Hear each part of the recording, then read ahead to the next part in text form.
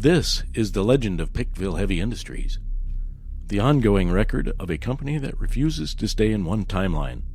I'm Pickfire, and Cuppertine's brought me another stack of files I don't remember creating. The desert's humming again, the archives are shifting, and PHI is ready to show us something new. Let's get into it. Previously on the legend of PikVille Heavy Industries, we sifted through a stack of unclear reactor documents that shouldn't exist, written by departments that don't exist, describing procedures that definitely shouldn't exist. We learned that the reactor is either a power source, a time machine, a bureaucratic accident, or all three. XO Dale Cuppertine showed up again, as he does, with more archival TV and radio spots from companies I apparently founded in timelines I don't remember living through.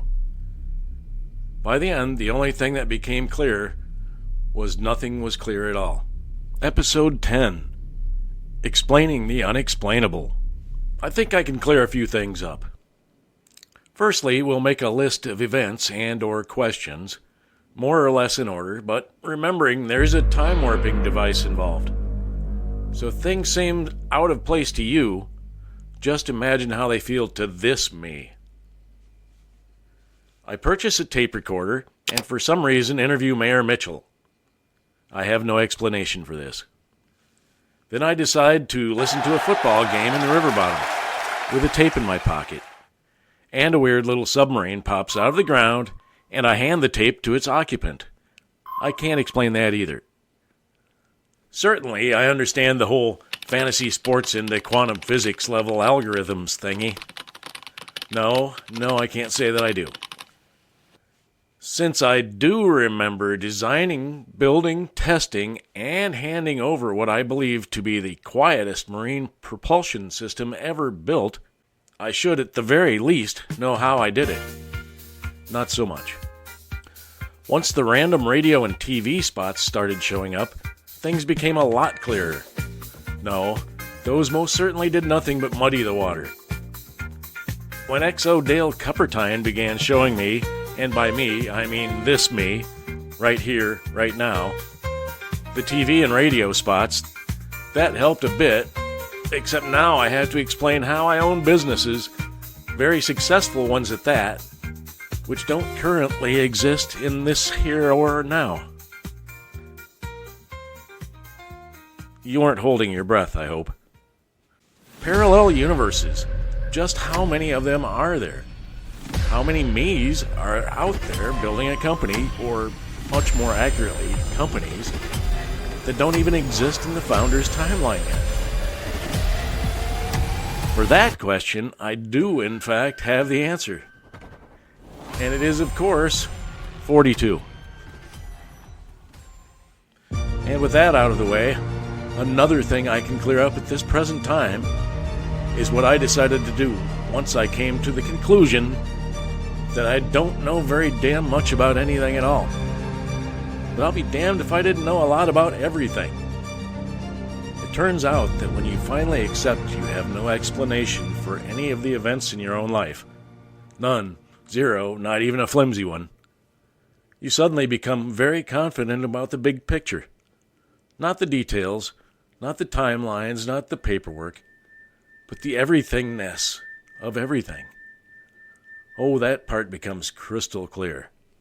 Because once you realize you can't explain the tape recorder, or the mayor, or the river bottom football game, or the submarine, or the propulsion system, or the quantum fantasy sports algorithm, or the TV spots from companies that don't exist yet, you stop trying to explain any of it. And that's when the real clarity shows up. Not the kind you can write down, not the kind you can diagram, not the kind you can hand to a committee. No, the kind of clarity that only arrives when you finally admit you're not qualified to understand your own story. But somehow you're the only one qualified to tell it. Wow. Coming to a conclusion like that can leave a mark.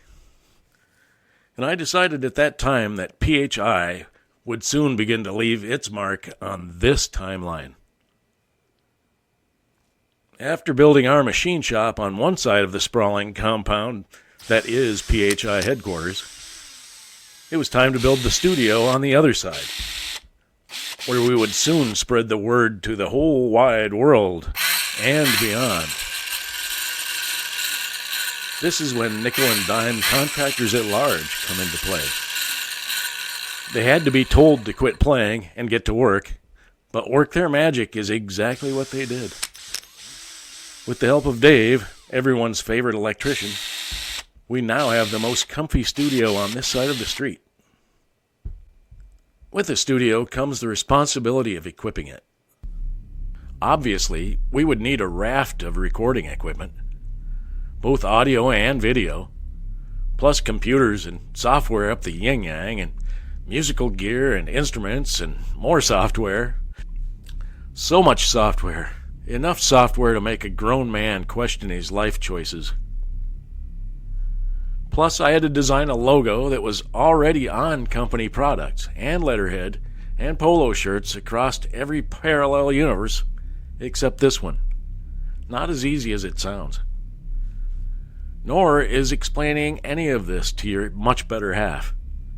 Because there's no version of that conversation where you can casually say, "Honey, I need to buy a few $1,000s worth of gear, because in several other universes I've already bought it, used it, and apparently built a media empire with it." There's no gentle way to say, "I'm not sure why the logo exists everywhere but here, but I'm working on it." There's no smooth transition into, "Also, nickel and dime are tearing up the backyard again, but it's for the studio, which I think I found it in a different timeline." And yet somehow, she lets you do it anyway.